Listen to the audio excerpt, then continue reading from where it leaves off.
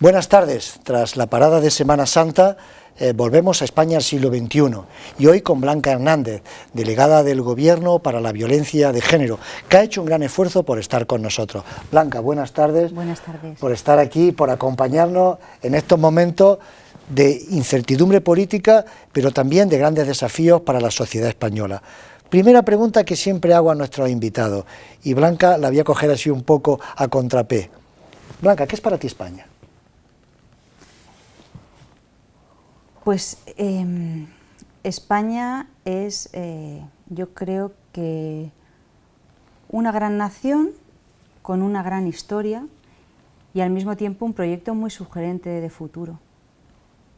Además, en mi caso, es mi patria, ¿no? Aunque vivimos en un mundo en el que también tenemos que sentirnos y somos ciudadanos de todos los países, ¿no? Con la desaparición progresiva de las distancias, pero yo creo que es un país, sobre todo un país con una gran historia, con un gran pasado, con una enorme riqueza que nos viene dada y por lo tanto también con un futuro sugerente y que si lo hacemos constructivo puede ser muy apasionante. Delegada del Gobierno para la Violencia de Género, ¿cuáles han sido tus retos en estos 4 años con un problema social pues que está en los medios de comunicación, pero también en nuestra vida cotidiana? Pues esa pregunta acerca de los retos me gusta mucho porque cuando reflexiono sobre la realidad de la violencia sobre las mujeres, en España se habla mucho de violencia de género en el sentido de la ley de medidas contra la violencia de género que se refiere exclusivamente al maltrato. Y se ha hecho mucho en ese ámbito, pero hay que tener en cuenta siempre una visión más amplia de la violencia sobre las mujeres por razón de género, porque hay malos tratos en la pareja, pero también hay otras muchas formas de violencia sobre las mujeres, la trata, la explotación sexual, la mutilación genital femenina, los matrimonios precoces, la violencia sexual, eso vaya por delante. Decía que me gustan mucho las reflexiones en torno a los retos porque siempre me planteo qué tenemos y qué hemos hecho bien y hacia dónde tenemos que dirigirnos o qué nos falta, ¿no? Y la primera reflexión es que hemos hecho muchas cosas bien en nuestro país. Todo el mundo copia a España y eso la gente no lo sabe, se cree que el problema aquí es muy grande, es importante, mucho menos que la mayoría de los países del mundo y sobre todo el mundo entero mira a España. Cuando vamos a la Organización de Naciones Unidas se nos pregunta sistemáticamente qué habéis hecho, cómo estáis haciendo, cómo habéis enfocado esta realidad tan terrible, ¿no?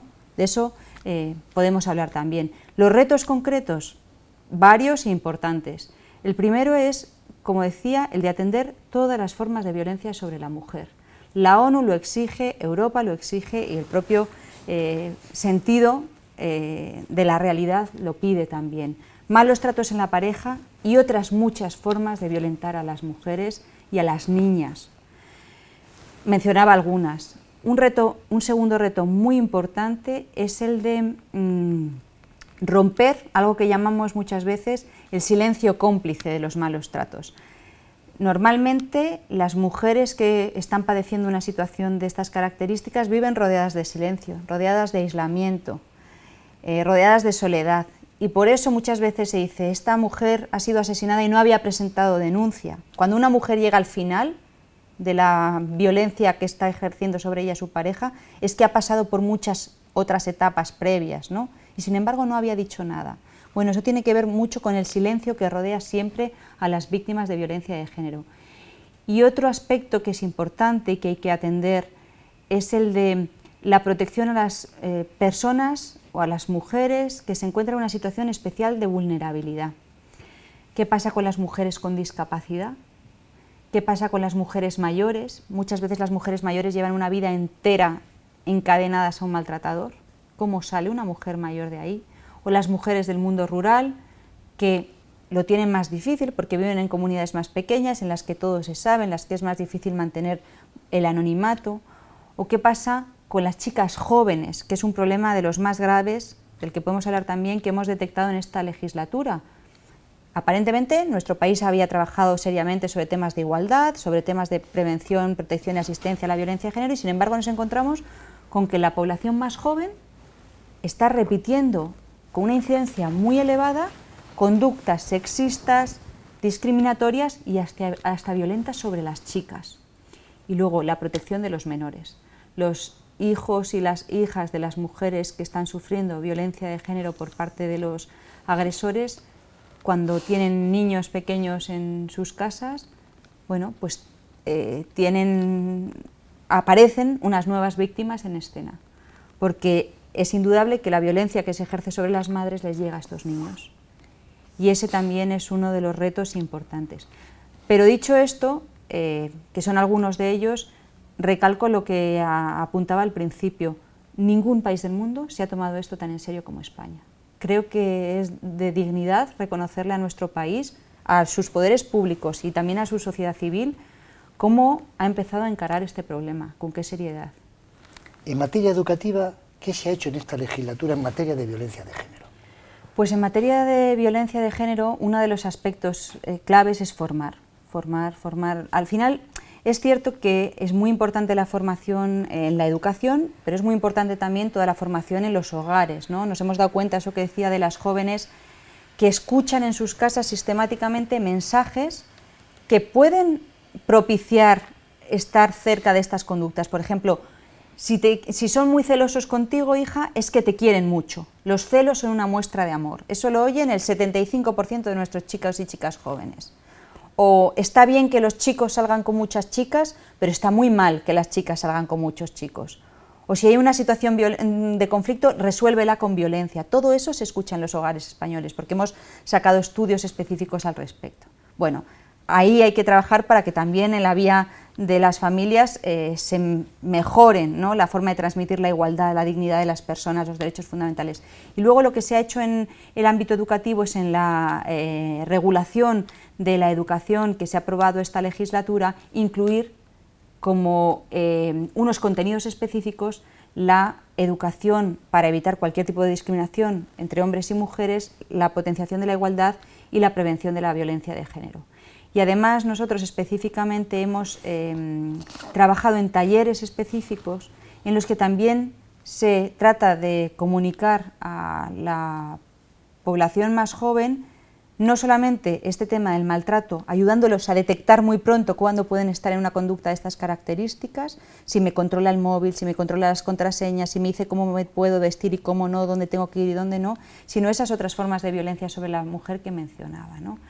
Para que tengamos los ojos abiertos y nos demos cuenta de qué puede haber detrás de una mujer que está ejerciendo la prostitución en la calle. Hay víctimas de trata delante de nuestros ojos, hay mujeres explotadas delante de nuestros ojos, hay niñas que vienen a nuestro país y que luego van a su país y son mutiladas allí. Bueno, todo eso nuestros chicos y nuestras chicas jóvenes también lo tienen que saber. Blanca, vivimos en una sociedad en la cual hemos hecho de la ética estética. Te voy a hacer una pregunta. Violencia de género y medios de comunicación. ¿Me puede hablar de esa relación? Sí, importantísima. Importantísima porque, en primer lugar, hay que agradecer a los medios que lo cuenten. Es decir, si hablamos del silencio que rodea a las mujeres, muchas veces es el silencio que rodea a las mujeres que lo sufren, también rodea a los entornos.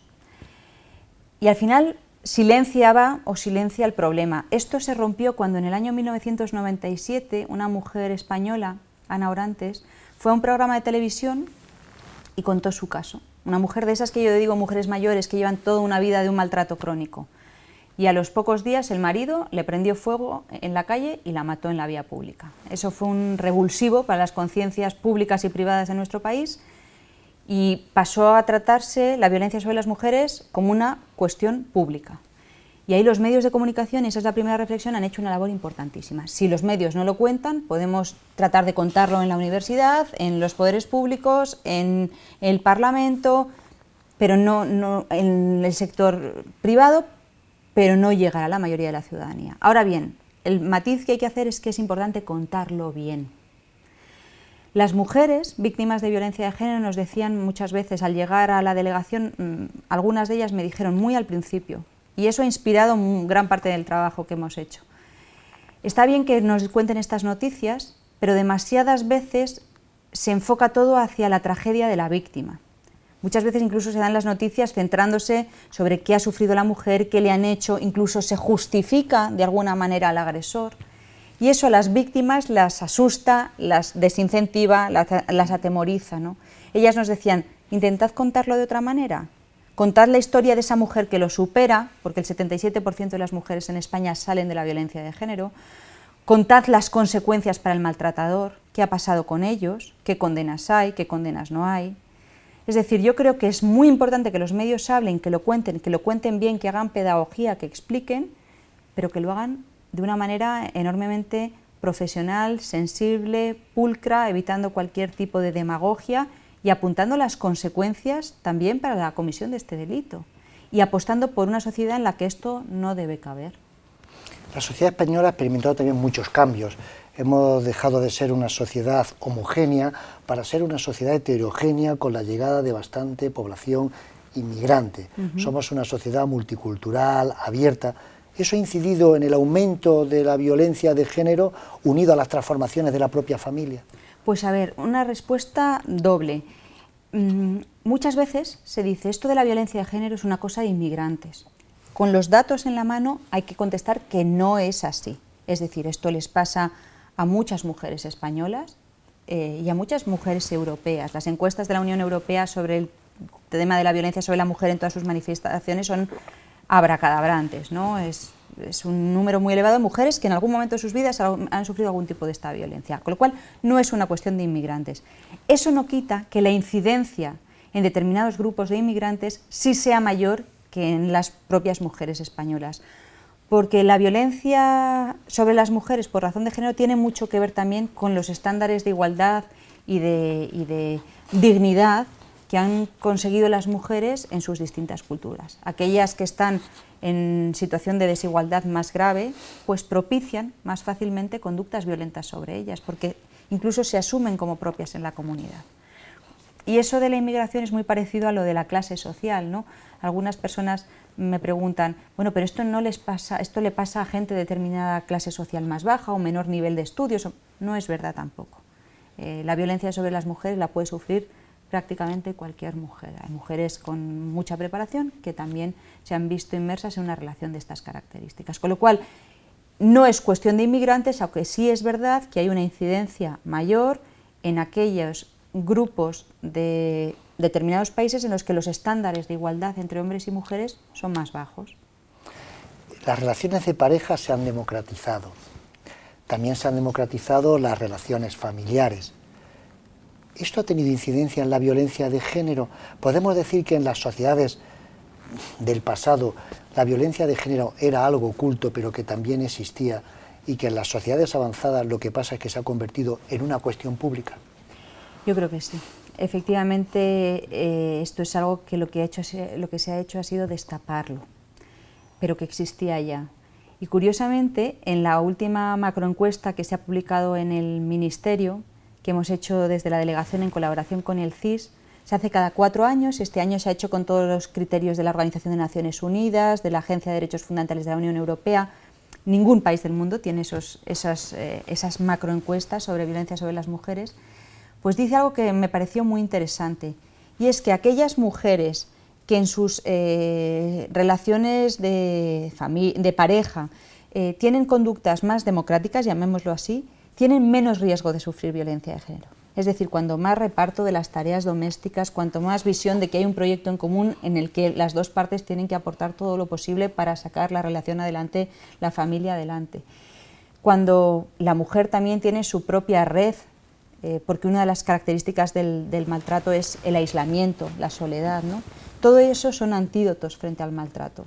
En cambio, las relaciones más discriminatorias sobre la mujer, más desiguales, al final favorecen la existencia de los malos tratos. Me va a permitir un cambio. ¿Quién es Blanca Hernández? En este momento, la delegada de Gobierno para la Violencia de Género en funciones, yo soy letrada de las Cortes, una mujer que siempre se ha sentido muy comprometida con los temas sociales, con la condición humana, porque vivimos en un mundo en el que el otro, a mí no me da igual el otro, no me importa las personas, y que siempre ha tenido mucha sensibilidad con los temas de mujer, aunque mi formación es jurídica, jurídico-pública.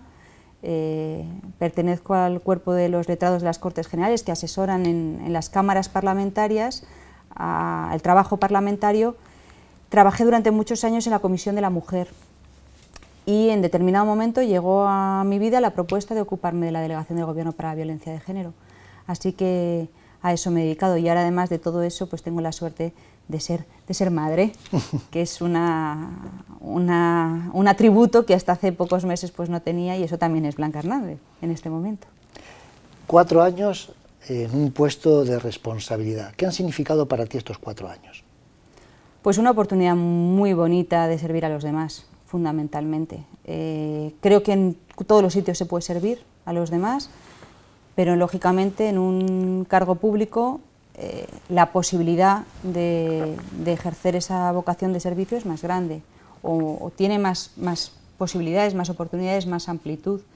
Y en un tema que tiene tanta importancia, tanta sensibilidad, estamos hablando de vidas humanas, ya no solo, por supuesto, de la igualdad entre hombres y mujeres, la dignidad, los derechos fundamentales, una causa que afecta a todas las mujeres y a todas las niñas del mundo, sino incluso de vidas concretas, porque es que el 35% de las mujeres que pierden su vida en el mundo de manera violenta la pierden a manos de sus parejas. Es muy grave, ¿no? Entonces, sobre todo una oportunidad de servir a los demás por una causa justa en la que creo profundamente, de encontrarme con muchas personas que también generosamente dedican su tiempo y su trabajo a aquello en lo que creen, y pues una oportunidad de crecer mucho personalmente. También ha tenido sus dificultades, porque es verdad que el tema es muy complicado, muy delicado, y también sus frustraciones, porque uno siempre querría hacer más y hacer mejor, pero lo vivo con un tremendo agradecimiento a las personas que me dieron la oportunidad y a todas aquellas con las que he tenido que trabajar en estos años. La violencia de género es un tema transversal. ¿Cómo han sido las relaciones pues, con la oposición, en este caso, teniendo en cuenta que es un tema que ha estado muy presente en la agenda política tanto del Partido Popular como del Partido Socialista? Pues yo creo que han sido unas relaciones en general muy buenas, porque es tan evidente que esto es algo que tiene que ser concebido como una política de Estado, y desde el primer día mi mantra ha sido ese, porque así lo creo, da igual quién gobierne, quién ocupe los puestos en un determinado momento, esto es algo de lo que todo aquel que esté ocupándose de la gestión de lo público tiene que atender, y de la mejor manera posible, respetuoso y escuchando las críticas o las reflexiones que se le puedan hacer y dando el 2000%, ¿no? Las relaciones han sido bastante buenas. Conocí afortunadamente a muchas de las personas que se dedican a esto de mi anterior etapa en las Cortes Generales, con lo cual eso me facilitaba mucho el camino, y lo que se oye ahora una y otra vez es esa voluntad de escenificar un pacto de Estado, ¿no?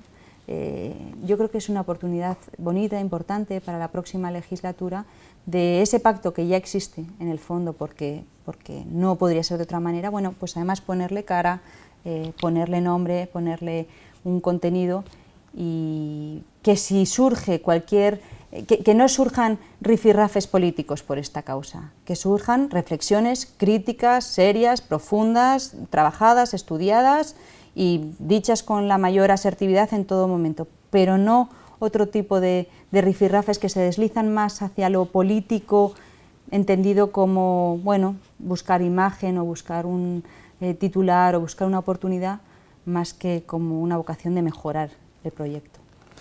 Nuestras sociedades tienen problemas claves como son el aislamiento, como es el envejecimiento de la población, como son las nuevas ludopatías, patologías también como la drogadicción. Dentro de este paquete podíamos colocar la violencia de género.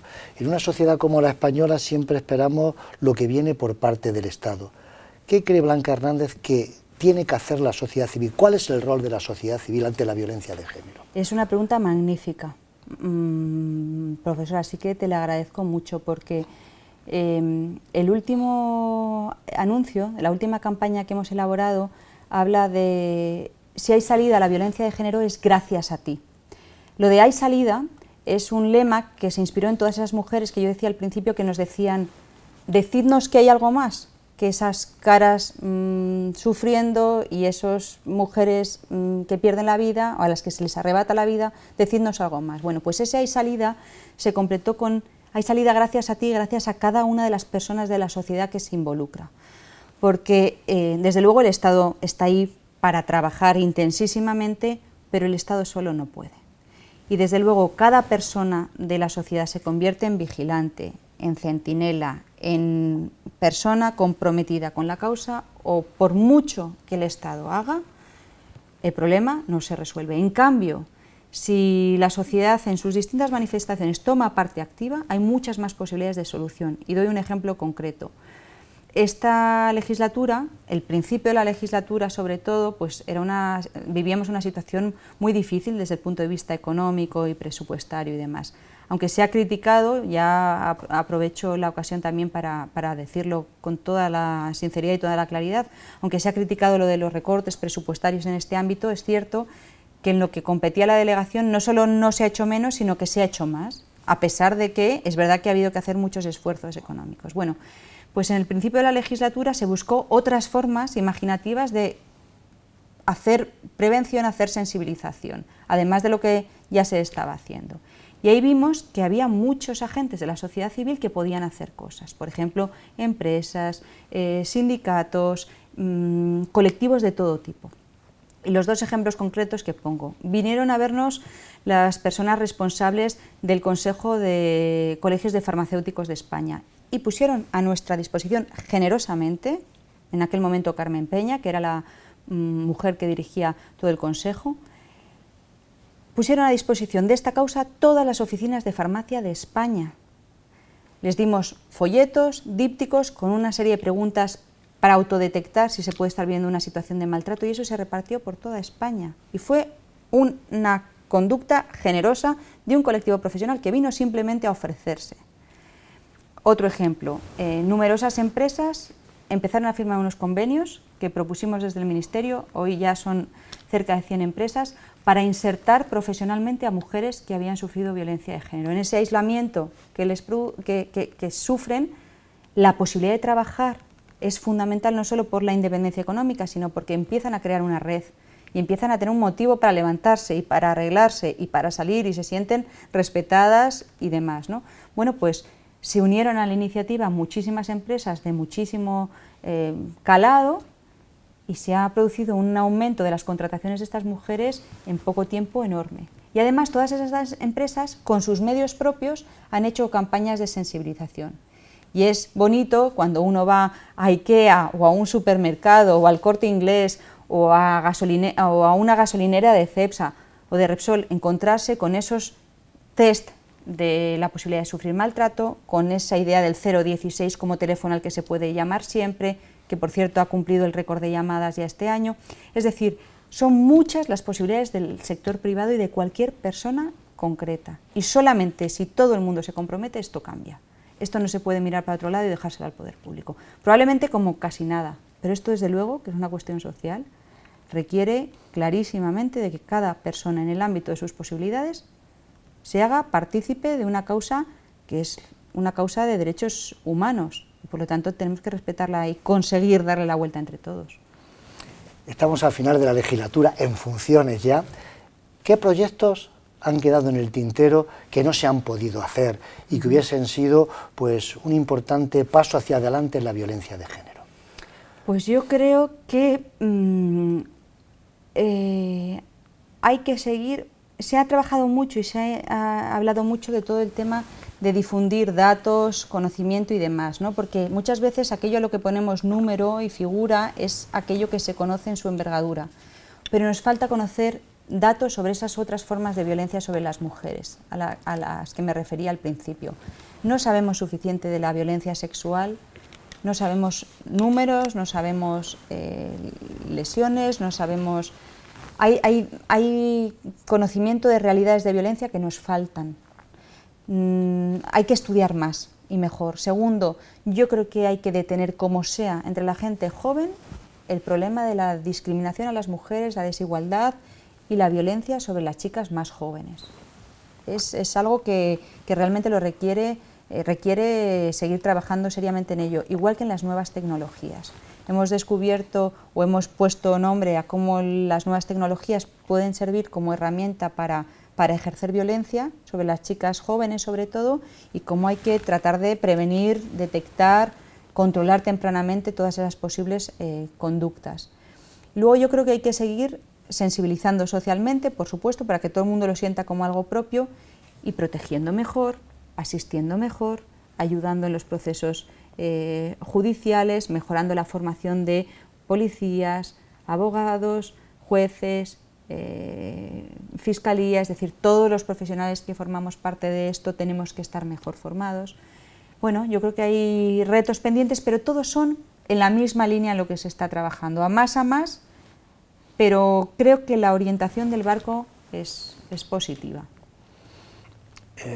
Son proyectos que se han quedado en el tintero, que ojalá pues puedas continuarlos en un futuro no muy lejano. Siempre se habla del caso de la violencia de las mujeres y del caso de la violencia hacia los hombres. Es también una pregunta que muchas veces me hacen, ¿no? Incluso en mi vida privada. No es que la violencia sobre los hombres no exista, desgraciadamente existe también violencia sobre los hombres, igual que existe violencia sobre mayores, sobre niños, y todas esas violencias hay que atenderlas. Por lo que esta forma de violencia tiene como un tratamiento específico y quizás más rotundo, es porque normalmente les pasa a las mujeres. Es decir, lo que parece asumido socialmente es, y eso se nota mucho si uno mira hacia algunos países del mundo, no hacia Europa, sino veamos países en vías de desarrollo de países del tercer mundo. Parece que está asumido que con las mujeres se puede o que con las niñas se puede. Entonces vemos como a las niñas se las casa, como hay crímenes de honor, como hay lapidaciones, como hay violaciones en masa, como parece que la violencia sobre la mujer es algo culturalmente aceptado, asumido. A las niñas es a las que se mutila en numerosos países, sobre todo de África. A las niñas y a las mujeres es a las que las redes de tratantes captan y convierten en esclavas sexuales a todo lo largo y ancho del mundo. Las víctimas de las agresiones sexuales, sobre todo, son mujeres en toda su dimensión. Es decir, el carácter epidémico de la violencia sobre las mujeres es lo que hace que tenga un tratamiento específico, pero eso no quita que no haya otras violencias sobre otras personas, sobre hombres, como decía antes, sobre niños, sobre mayores, sobre personas con discapacidad. Es esa especie de se puede hacer, y además son víctimas frecuentes las niñas y las mujeres, lo que hace que se atienda de una manera más contundente o más sistemática. Estamos llegando ya prácticamente al fin de nuestra masterclass con Blanca Hernández, que no puedo pues frenar esta pregunta que sale desde mi corazón. ¿Qué deseos tienes para la sociedad española?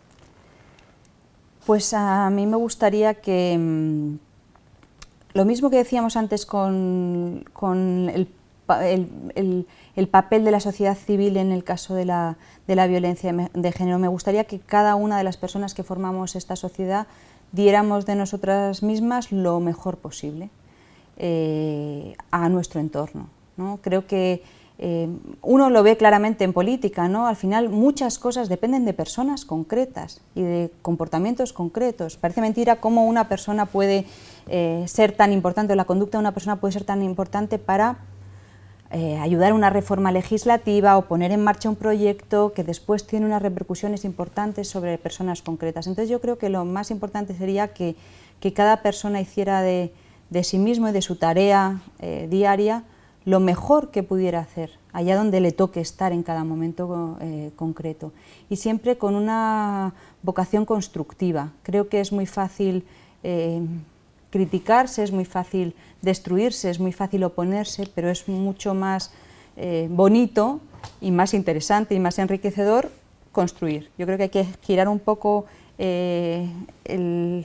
la brújula, ¿no? Y en vez de dedicarnos tanto a mirar al contrario y a criticarnos con el contrario y a mirar hacia dónde, construir, ser muy constructiva. Yo creo que desearía que tuviéramos una sociedad enormemente constructiva, enormemente generosa, tolerante, dialogante y con una vocación de que cada persona que la conforma sea lo mejor posible y naturalmente de que en esa vocación se palíe todo lo posible el dolor que sufren tantas personas en nuestro país, también fuera de nuestro país, ¿no? Yo creo que nunca puedes dejar de lado la sensibilidad hacia el dolor del otro y desgraciadamente en un ámbito como el nuestro, que es el de los servicios sociales, pues eso está siempre en primera línea. Gracias, Blanca, pues por haber compartido tu tiempo con nosotros. Gracias, pues por habernos arrojado luz sobre un mundo, el de la violencia de género, que todavía esconde muchas sombras. Y te doy la enhorabuena, pues por la buena labor que has estado realizando durante estos 4 años, que más tarde o más temprano, yo espero que más temprano que tarde, la sociedad española sea capaz de agradecértelo. Gracias de verdad, Blanca. Muchas gracias.